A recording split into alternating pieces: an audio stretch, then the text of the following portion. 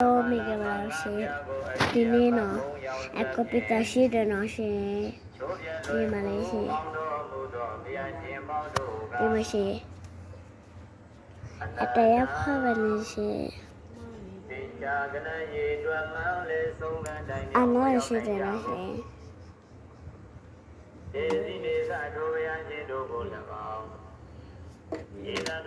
ဒီရရှိတယ်နော်ရှင်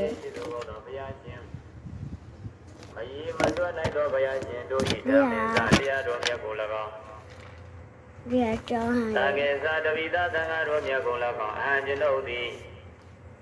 အာတရိနာအာတရံယုတိစွာနမမိရှိခိုးပိုင်သဗ္ဗသရတိဘဝေနာဤသို့ရှိခိုးသောဘုမြောမဏိယောကရောယသောပဏာမကုသိုလ်နေနာဒီရရှိတယ်နော်ရှင်သဗ္ဗေကံသို့သောဥပဒဝေဘေယံတို့ကိုနိယောဝေ ဘေး